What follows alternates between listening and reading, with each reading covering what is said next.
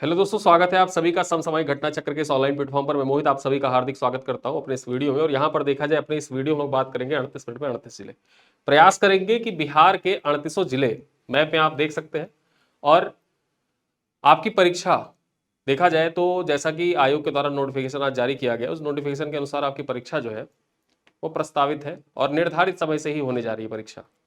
जो कयास आप लोग लगा रहे थे कि बाढ़ की स्थिति है, हो सकता है पेपर पोस्टपोन हो जाए, ऐसा कुछ नहीं है। आपकी निर्धारित समय से परीक्षा होने जा रही है।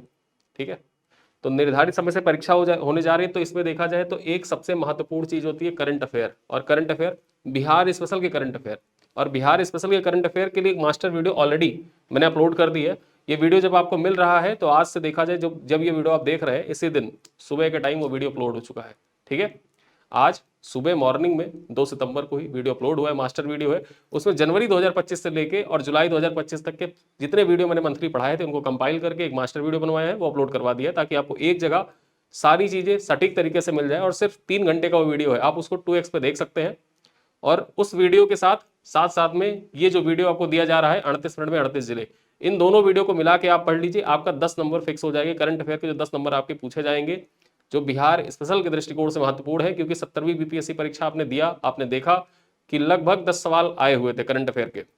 और 10 सवाल जो करंट अफेयर के आए हुए थे, बिहार स्पेशल के करंट अफेयर जो थे, वो सारे के सारे सवाल घटना चक्र के यूट्यूब चैनल से क्लियर हो गए थे।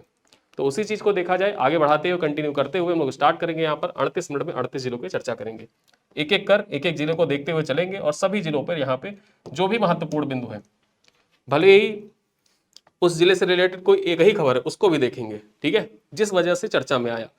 और देखा जाए यहाँ पर सिस्टमैटिक तरीके से पॉइंट्स में सारी चीजें बताने का प्रयास किया गया है ताकि आपको रिवीजन में भी आसानी हो।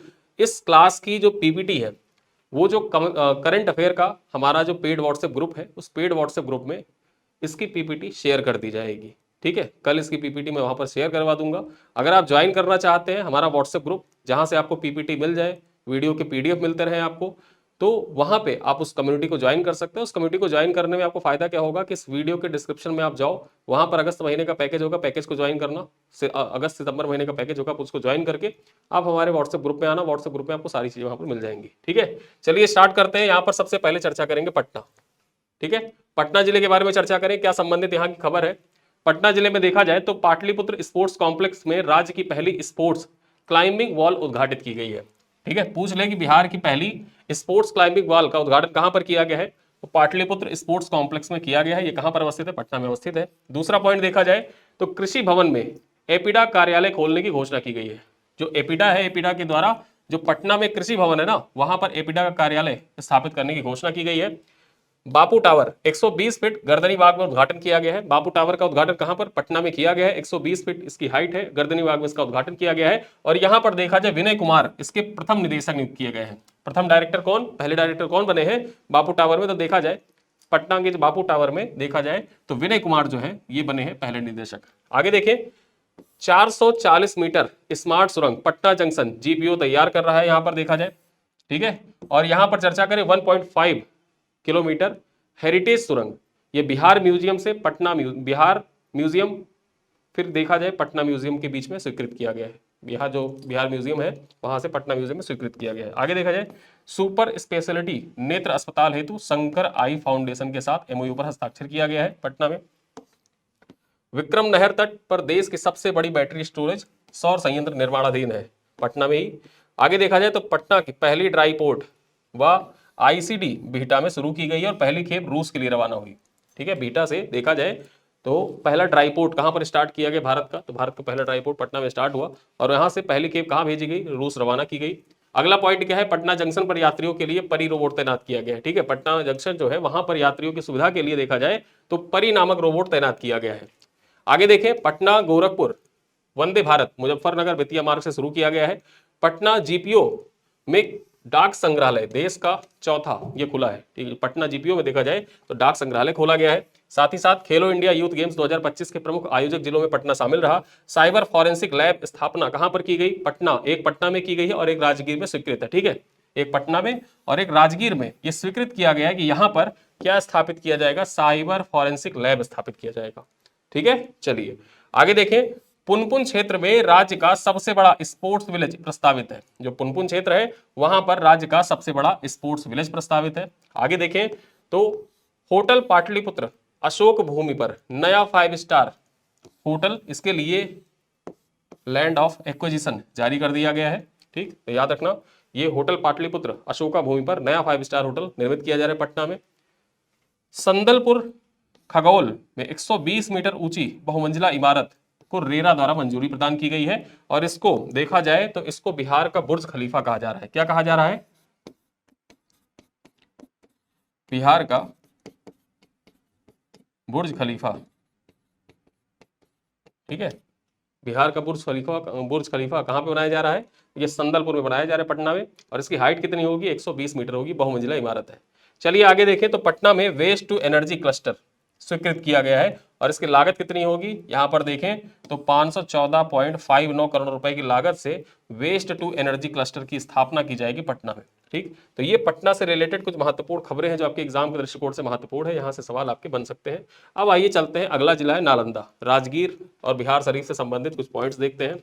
यहां पर देखा जाए तो राज्य की पहली खेल एकेडमी व बिहार खेल विश्वविद्यालय का उद्घाटन कहां पर किया गया है? राजगीर में किया गया है। शिशिर कुमार सिन्हा बिहार खेल विश्वविद्यालय के प्रथम कुलपति बने हैं। ये पॉइंट आप याद रख सकते हैं, आपकी परीक्षा के दृष्टिकोण से मोस्ट इंपॉर्टेंट पॉइंट है। और यहां पर देखा जाए जनवरी 2025 से लेकर जुलाई 2025 तक के जितने भी महत्वपूर्ण जिले हैं उनसे संबंधित जो इंपॉर्टेंट करंट अफेयर्स है उनको यहां पर समाहित कर लिया गया है। और इससे पूर्व देखा जाए तो जनवरी 2024 से दिसंबर 2024 तक का जो वीडियो आया था, लास्ट वीडियो आया था 38 मिनट में 38 जिले, उसको आप देख लीजिएगा तो दोनों वीडियो आप मिला के पढ़ेंगे तो आपको पूरा कंप्लीट हो जाएगा। चलिए यहां पर देखा जाए तो हीरो एशिया कप हॉकी 2025 की मेजबानी राजगीर करेगा, राजगीर में आयोजित किया जाएगा। और यहां पर देखा जाए 7 सितंबर तक ही चलेगा, 29 अगस्त से 7 सितंबर के बीच में हीरो एशिया कप 2025 की मेजबानी राजगीर कर रहा है। पहली बार देखा जाए तो हीरो एशिया कप बिहार में आयोजित किया जा रहा है और ये आपके परीक्षा के लिए मोस्ट इंपॉर्टेंट पॉइंट्स हो जाता है। ठीक है, आगे देखें, महिला एशिया हॉकी चैंपियंस ट्रॉफी 2024 की ट्रॉफी का गौरव यात्रा को हरी झंडी दिखाई गई, कहां से? राजगीर से ही।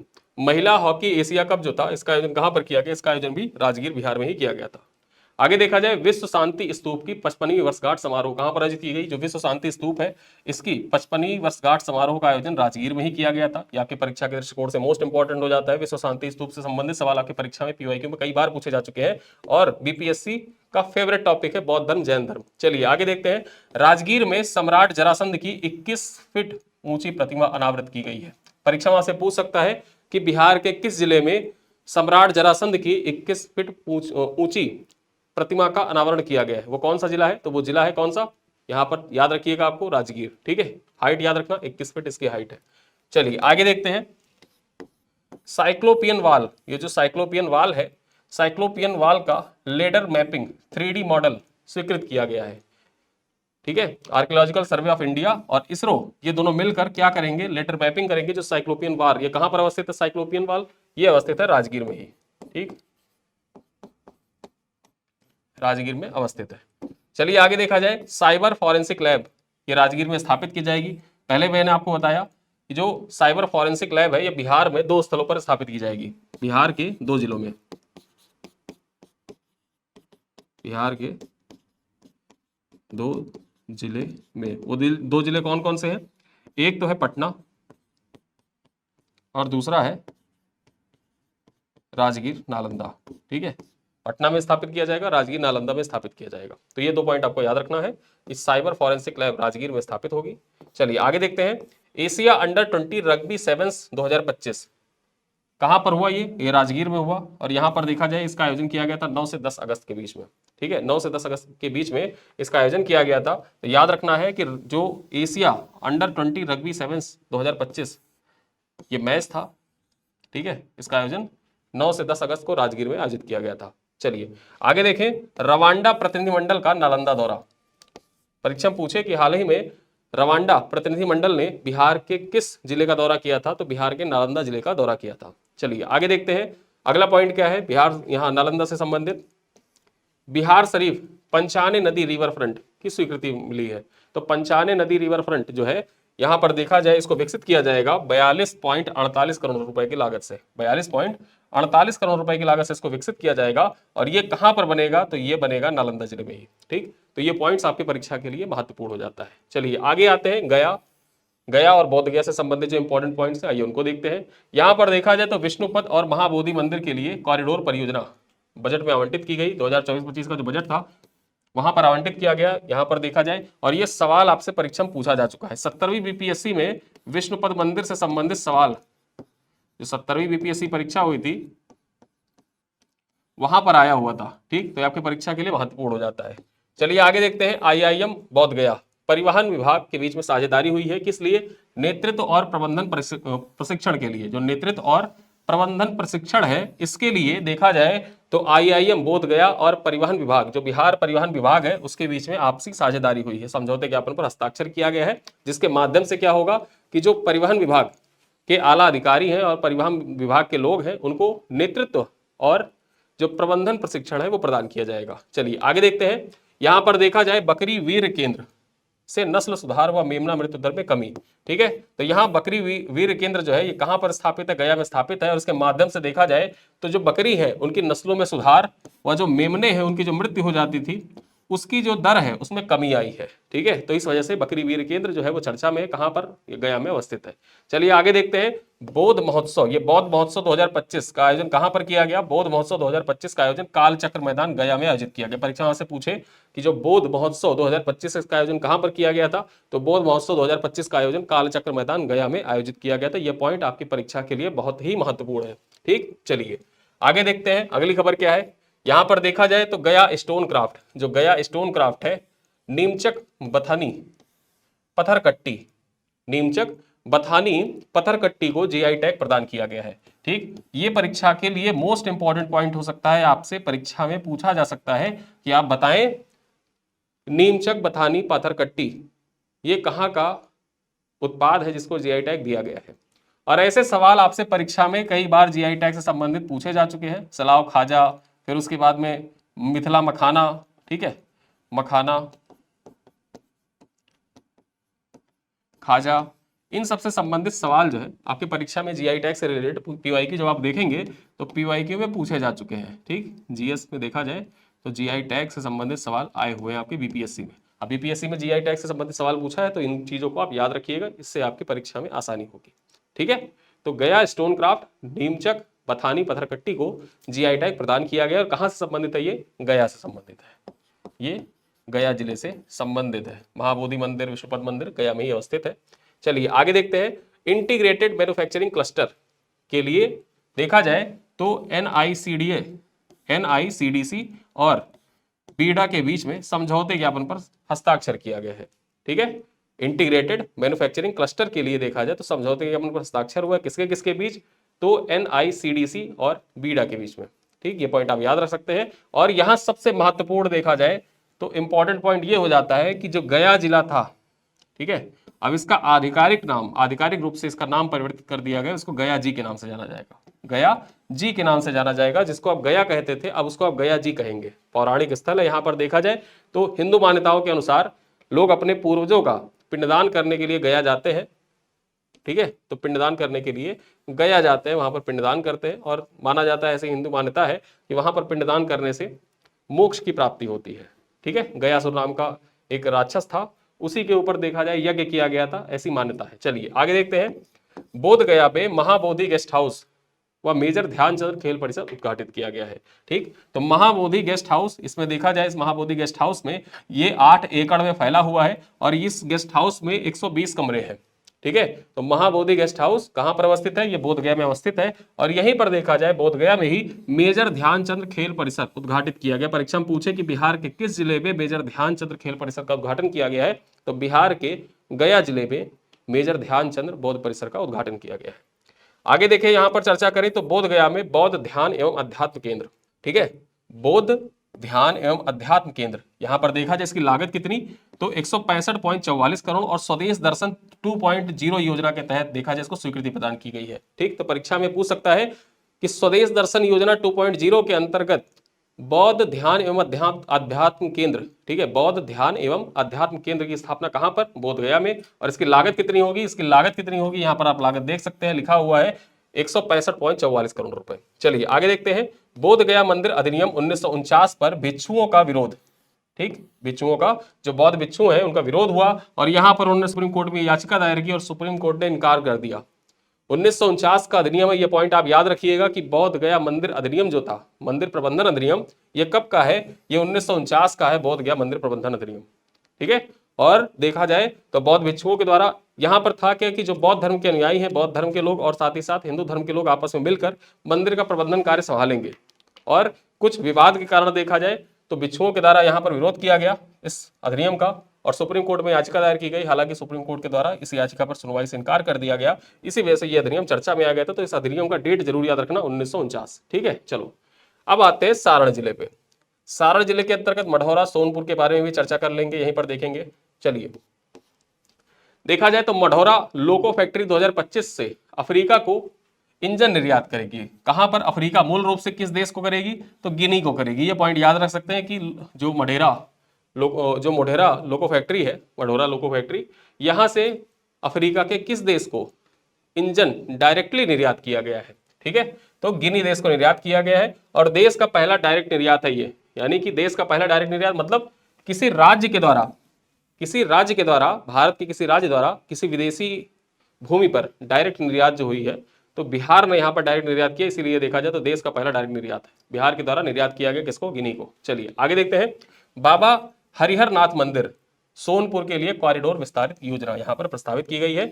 जिस प्रकार से काशी विश्वनाथ मंदिर बना हुआ है, सेम काशी विश्वनाथ मंदिर की तर्ज पर सारण जिले में हरिहर नाथ मंदिर का जो कॉरिडोर है उसका निर्माण किया जाएगा। आगे देखें, रेडियो मयूर एफएम स्टेशन, यहां पर देखा जाए तो पंचायती राज मंत्रालय द्वारा 10वें राष्ट्रीय कम्युनिटी रेडियो की शुरुआत की गई है। ठीक, यहां पर देखें तो पंचायती राज मंत्रालय के द्वारा सारण जिले में 10वें राष्ट्रीय कम्युनिटी रेडियो की स्टार्ट की गई है। इसका नाम क्या होगा? इसका नाम होगा रेडियो मयूर। ये पॉइंट आप याद रख सकते हैं, रेडियो मयूर को जाने रहिए, आपके एग्जाम के लिए इंपॉर्टेंट है। चलिए आगे देखते हैं। बिहार का 12वां मेडिकल कॉलेज उद्घाटित किया गया। कहां पर? सारण जिले में उद्घाटित किया गया है। यहां पर देखा जाए तो उदय कुमार बरमौर गांव तेंजिंग नार्गो राष्ट्रीय साहसिक पुरस्कार 2023 से सम्मानित। ठीक, तो तेंजिंग नार्गो राष्ट्रीय साहसिक पुरस्कार देखा जाए किसको दिया गया है? उदय कुमार को दिया गया है। ये बरमौर गांव से संबंधित है। बरमौर गांव कहां पर है? सारण में अवस्थित है।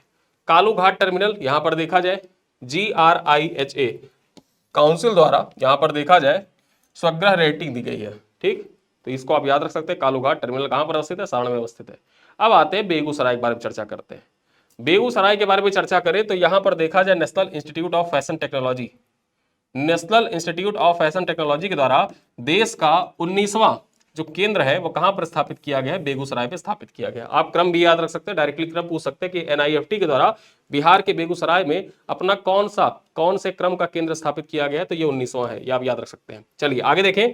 समर्थ योजना का शुभारंभ जीविका दीदी केंद्र बेगूसराय से किया गया है। ठीक, जो समर्थ योजना है, साथ ही साथ जो जीविका दीदी केंद्र है, इन सब की शुरुआत कहां से की गई है? बेगूसराय से ही की गई है, इसको याद रख सकते हैं। आगे देखा जाए सुरक्षित सफर सुविधा GPS पायलट के लिए 6 जिलों में बेगूसराय को शामिल किया गया है। सुरक्षित सफर सुविधा जो है, सुरक्षित सफर सुविधा के लिए बिहार के 6 जिलों को चुना गया और वहां से स्टार्ट की गई सुरक्षित सफर सुविधा। और इसके लिए जो 6 जिले चुने गए पायलट प्रोजेक्ट के तौर पर, उनमें बेगूसराय शामिल था। यहां पर देखा जाए तो खेलो इंडिया यूथ गेम्स 2025 के आयोजक जो जिले थे, उन जिलों में बेगूसराय का नाम शामिल था। तो इस वजह से बेगूसराय पिछले चर्चा में रहा 6 महीने में।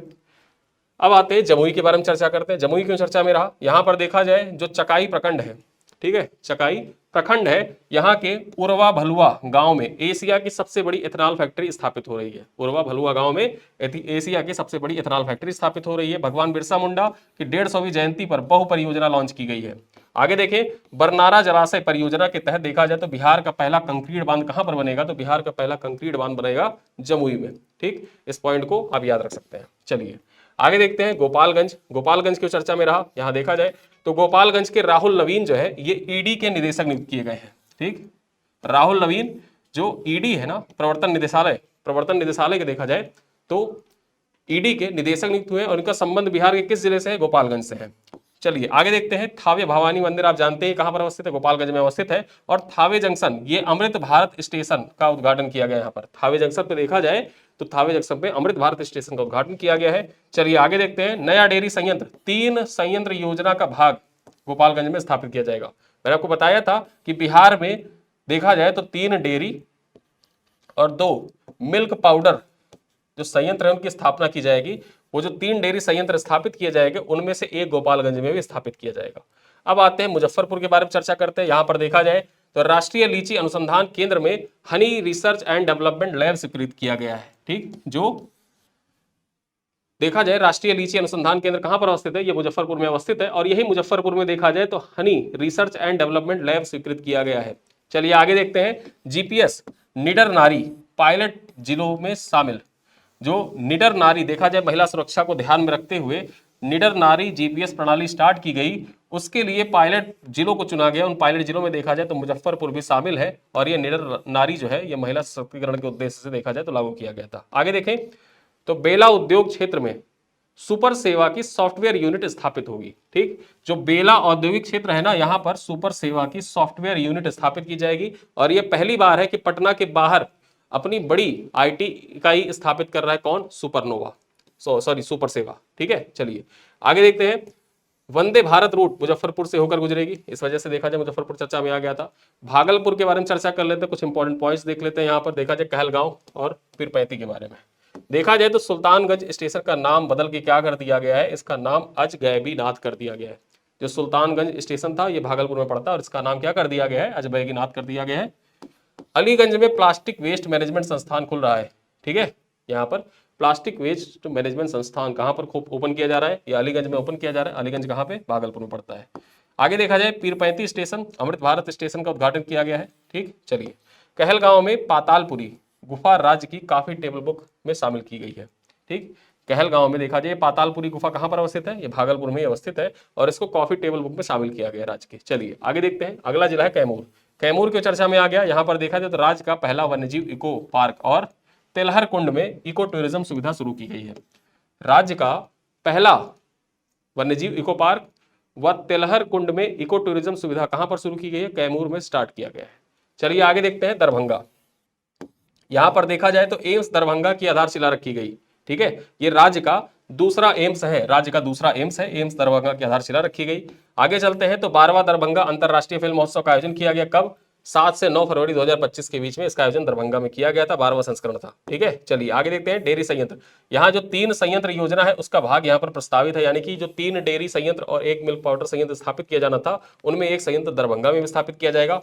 विक्रांत कुमार के बारे में चर्चा कर ले तो विक्रांत कुमार का संबंध दरभंगा से है और इनको शौर्य चक्र से सम्मानित किया गया। भारतीय सेना के देखा जाए जवान है विक्रांत कुमार और इनको शौर्य चक्र से सम्मानित किया गया है। राष्ट्रपति द्रौपदी मुर्मू के द्वारा इनको शौर्य चक्र प्रदान किया गया। इनका संबंध कहां से है, इनका संबंध दरभंगा जिले से है। चलिए आगे देखते हैं। अगला जिला है सिवान। सिवान के बारे में चर्चा करें तो यहाँ पर सीएम बालिका कैंसर प्रतिरक्षण पहला चरण जिलों में शामिल। ठीक है, जो सीएम बालिका कैंसर प्रतिरक्षण पहल थी उस पहल के अंतर्गत जो जिले सम्मिलित किए गए पहले चरण के अंतर्गत उसमें जो सिवान था वो भी शामिल था। ठीक है, शरद विवेक के बारे में चर्चा करें तो शरद विवेक सागर हार्वर्ड नेतृत्व पाठ्यक्रम में चयनित किए गए। सागर, जो शरद विवेक सागर है ये हार्वर्ड नेतृत्व पाठ्यक्रम में इनका नाम शामिल किया गया है। ठीक है, आगे देखा जाए बसौली जलालपुर रुकुंदीपुर पंचायतों को राष्ट्रीय पंचायत पुरस्कार 2024 से सम्मानित किया गया। ये 3 पंचायतें याद रखना, बसौली जलालपुर रुकुंदपुर पंचायतें जो है ये सिवान की है, इनको सम्मानित किया गया किससे, राष्ट्रीय पंचायत पुरस्कार 2024 से।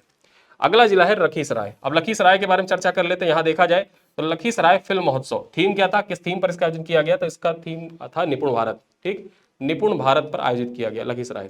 ठीक है, चलिए आगे देखते हैं। लखीसराय, यहां पर देखा जाए लखीसराय संग्रहालय उद्घाटित, ये राज्य का दूसरा सबसे बड़ा संग्रहालय होगा और यहां पर देखा जिसकी लागत कितनी होगी, 35.8 करोड़ रुपए इसकी लागत होगी।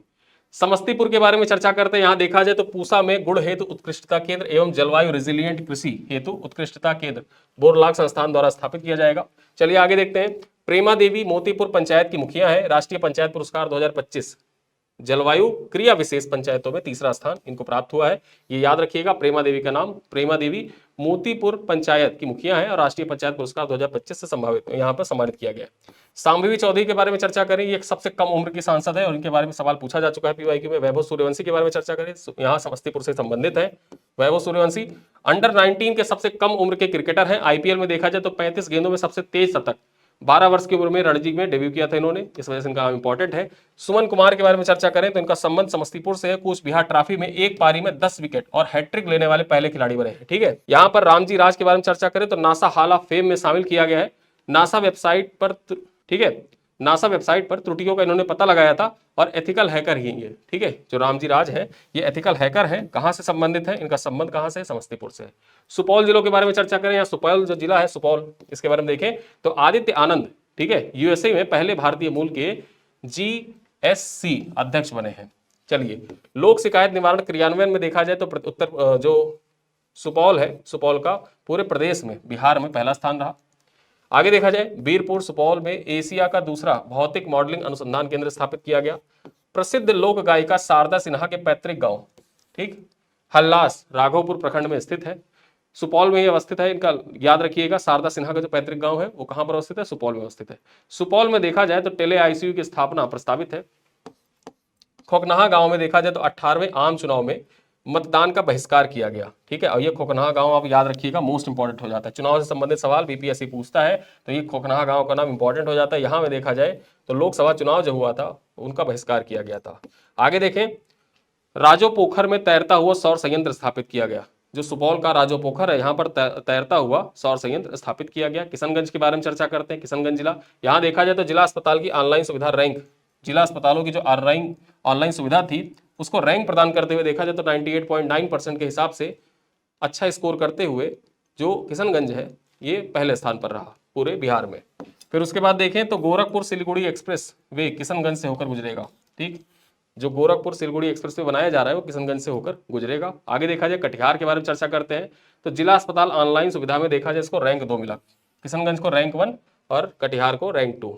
पूर्णिया के बारे में चर्चा कर लेते हैं तो सीएम बालिका कैंसर प्रतिरक्षण पहले चरण में इसको शामिल किया गया है। साथ ही साथ देखा जाए तो पिंक बस सेवा के पहले चरण के 5 शहरों में पूर्णिया शामिल है। बक्सर जिले के बारे में चर्चा करें यहाँ पर तो नवागढ़ जो है, नवागढ़ यहाँ पर देखा जाए तो राज्य का पहला काला हिरण अभ्यारण्य बनेगा। परीक्षा में पूछ सकता है कि बिहार का पहला काला हिरण अभ्यारण्य कहां पर बनाया जा रहा है, ये बक्सर जिले में बनाया जाएगा। लोक सेवा के अधिकार, ठीक, जो लोक सेवा का अधिकार है कार्यान्वयन में प्रदेश में प्रथम स्थान हासिल हुआ है, ठीक। तो लोक सेवा का अधिकार कार्यान्वयन में प्रदेश में पहला स्थान किसको मिला है, किस जिले को, बक्सर को मिला, ये पॉइंट याद रखिएगा। वैशाली जिले के बारे में चर्चा करें यहाँ पर देखा जाए तो बुद्ध सम्यक दर्शन संग्रहालय और स्मारक स्तूप, बुद्ध सम्यक दर्शन संग्रहालय और स्मारक स्तूप का उद्घाटन किया गया जिसमें बुद्ध अवशेष स्थापित किए गए हैं और इसकी लागत देखा जाए तो 550 करोड़ रुपए इसकी लागत है। कहां पर, वैशाली जिले में उद्घाटित किया गया, याद रखिएगा, ये मोस्ट इंपॉर्टेंट सवाल है आपके परीक्षा के लिए। चलिए आगे देखते हैं, अररिया, ठीक है, अररिया के बारे में चर्चा करें। यहां देखा जाए तो आर्थिक सर्वेक्षण में गरीब जिलों में शिवहर सीतामढ़ी के बाद तीसरे स्थान पर अररिया आता है। गोरखपुर सिलीगुड़ी एक्सप्रेसवे में अररिया से भी होकर गुजरेगा, किशनगंज अररिया से होकर गुजरेगा।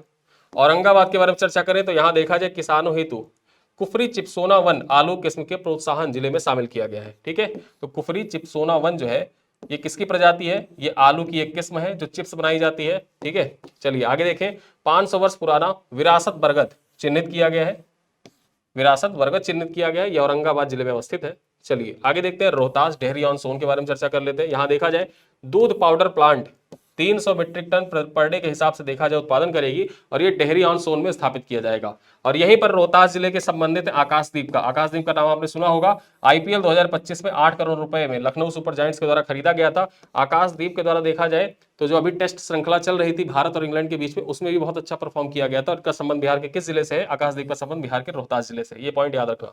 भोजपुर के बारे में चर्चा करें तो यहाँ पर देखा जाए प्रख्यात प्रतीक, ये आरा जिले के हैं, इनको देखा जाए तो UN robotic for good youth challenge 2024 पुरस्कार से सम्मानित किया गया। और ये मोस्ट इंपॉर्टेंट सवाल हो जाता है कि प्रख्यात प्रतीक का संबंध बिहार के किस जिले से है, तो बिहार के प्रख्यात प्रतीक है, ये भोजपुर आरा से संबंधित है। चलिए मुंगेर से संबंधित पॉइंट्स देख लेते हैं। यहाँ पर देखा जाए तो आर्थिक सर्वेक्षण में समृद्ध जिलों में तीसरे स्थान पर मुंगेर रहा, पटना और बेगूसराय के बाद। जो आर्थिक सर्वेक्षण आया था बिहार का आर्थिक सर्वेक्षण, तो उसमें जो सबसे समृद्ध जिलों की बात की गई तो सबसे समृद्ध जिलों में देखा जाए टॉप पर कौन, टॉप पर पटना, दूसरा स्थान आता है बेगूसराय का, तीसरा स्थान आता है मुंगेर का। चलिए अगला जिला कौन सा है, शेखपुरा है। शेखपुरा के बारे में चर्चा करें तो यहाँ सौरभ कुमार, ये शेखपुरा जिले के हैं, उनको प्रधानमंत्री बाल पुरस्कार से सम्मानित किया गया है। किससे, प्रधानमंत्री बाल पुरस्कार से सम्मानित किया गया है, किसको, इनका नाम है सौरभ कुमार को। चलिए आगे देखते हैं सीतामढ़ी के बारे में। सीतामढ़ी से संबंधित पॉइंट है कि धान बीज प्रसंस्करण इकाई स्थापित होगी, कहां पर, धूप भौरे, ये 80 लाख रुपए इसकी लागत है। और ये 80 लाख रुपए की लागत से धूप भौरे में सीतामढ़ी में धान बीज प्रसंस्करण इकाई स्थापित की जाएगी। अगला जिला कौन सा है, अगला जिला है नवादा, ठीक है, अगला जिला है नवादा। चलिए यहां पर देखा जाए तो 2480 megawatt pump storage power plant राज्य की सबसे बड़ी स्वच्छ ऊर्जा परियोजना प्रस्तावित है। ठीक, राज्य की सबसे बड़ी यहाँ पर पंप सबसे बड़ी स्वच्छ ऊर्जा परियोजना कहाँ प्रस्तावित है? ये नवादा जिले में प्रस्तावित है। और ये इसकी क्षमता कितनी होगी? तो यहाँ पर देखा जाए 2480 megawatt pump storage power plant है ये। और साथ ही साथ यहाँ पर देखा जाए तो पहला परमाणु ऊर्जा संयंत्र ये कहाँ पर संभावित है? ये संभावित की बात की जा रही है। ठीक है, संभावित राजौली नवादा में संभावित है। ठीक, हालांकि न्यूज आ रही है कि इसका जो लोकेशन है वो चेंज कर दिया गया है, लेकिन यहाँ पर परीक्षा में अगर जो पूछता है, ठीक है, तो उसको आप याद रखिएगा कि पहला परमाणु ऊर्जा संयंत्र कहाँ पर संभावित था? तो संभावित था राजौली नवादा में। अब आते हैं मधुबनी पे। मधुबनी के बारे में चर्चा करें तो यहाँ पर देखा जाए शांभवी झा ये मिस यूनिवर्स बिहार 2025 का खिताब की विजेता रही। परीक्षा में पूछे आपसे कि मिस यूनिवर्स खिताब 2025 की विजेता कौन? तो मिस यूनिवर्स जो मिस यूनिवर्स बिहार 2025 का खिताब है इसकी विजेता है शांभवी झा।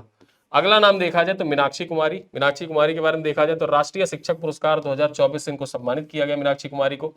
फिर आगे देखें शम्स आलम के बारे में चर्चा करें। शम्स आलम जो है ये झांझरपुर के पैरा तैराक हैं जिन्होंने रेकजाविक आइसलैंड में अंतरराष्ट्रीय खेलों में देखा जाए तो भारत का प्रतिनिधित्व किया था। ठीक, तो परीक्षा में आपसे पूछे कि शम्स आलम जो पैरा तैराक है इनका संबंध बिहार के किस जिले से है? तो इनका संबंध बिहार के मधुबनी जिले से है। और ये तीनों नाम आपको याद रखना होगा। मीनाक्षी कुमारी का नाम याद रखिए, मधुबनी से संबंधित है। शांभवी झा कहाँ से संबंधित है? मधुबनी से ही संबंधित है। मिस यूनिवर्स बिहार 2025 का इन्होंने खिताब जीता था। शम्स आलम का संबंध कहाँ से है? शम्स आलम का भी संबंध देखा जाए तो मधुबनी जिले से है। यहाँ पर पैरा तैराक है ये। ठीक है, भारत का प्रतिनिधित्व किया था अंतरराष्ट्रीय तैराकी प्रतियोगिता में। आगे देखा जाए गोदावरी दत्ता। गोदावरी दत्ता के बारे में चर्चा करें तो प्रख्यात मधुबनी पेंटिंग कलाकार है जिन्हें भारत सरकार के द्वारा पद्मश्री से सम्मानित किया गया था। 2025 में उनका निधन हो गया। ठीक, याद रखना पद्मश्री से सम्मानित गोदावरी दत्त जिनका हाल ही में निधन हो गया, ये बिहार के किस जिले से संबंधित थी? ये बिहार के मधुबनी जिले से संबंधित थी। आगे देखें महेंद्र मलंगिया। ये महेंद्र मलंगिया जो है यहाँ पर देखा जाए तो साहित्य अकादमी पुरस्कार 2024 मैथिली प्रबंध देखा जाए आलोचना इनकी कौन सी थी? निबंध संग्रह के लिए देखा जाए तो इनको साहित्य अकादमी पुरस्कार 2024 से सम्मानित किया गया था। तो याद रखिएगा कि जो महेंद्र मलंगिया है इनका संबंध बिहार के किस जिले से है? इनका संबंध बिहार के मधुबनी जिले से है। और ऐसे जो इंपॉर्टेंट व्यक्तित्व है, महत्वपूर्ण जो व्यक्ति हैं, ठीक, उन महत्वपूर्ण व्यक्तियों से संबंधित सवाल आपकी परीक्षा में पूछे जाते हैं। आपकी परीक्षा में डायरेक्टली यहां से सवाल पूछे जाते हैं महत्वपूर्ण व्यक्तियों से संबंधित, तो इस वजह से इस पॉइंट्स को आप याद रखिएगा। चलिए आगे देखते हैं अगला जिला कौन सा है। अगला जिला है सहरसा।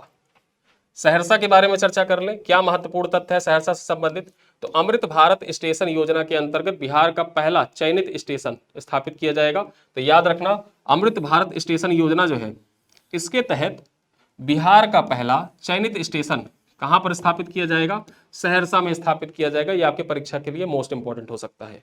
ठीक है, चलिए आगे देखते हैं। यहां पर देखा जाए तो मनरेगा के तहत रोजगार उपलब्ध कराने में बिहार का शीर्ष स्थान, बिहार में, ठीक है, यहां पर देखें तो बिहार में शीर्ष स्थान प्राप्त किया। सहरसा ने बिहार में शीर्ष स्थान प्राप्त किया है मनरेगा के तहत रोजगार उपलब्ध कराने में। आर्थिक सर्वेक्षण जो आता है तो वहां से पता चलता है कि जो रोजगार उपलब्ध कराने में, आर्थिक समृद्धि के मामले में, आर्थिक पिछड़ापन के मामले में, ये सारे डाटा वहां से लिए जाते हैं और आपकी परीक्षा के लिए बहुत उपयोगी भी होते हैं सारे डाटा। ठीक है, तो इस वजह से पॉइंट याद रखना कि मनरेगा के तहत रोजगार उपलब्ध कराने में कौन सा जिला सबसे टॉप पर है? तो सहरसा जिला है। ये मनरेगा के तहत रोजगार उपलब्ध कराने में बिहार में शीर्ष स्थान पर है।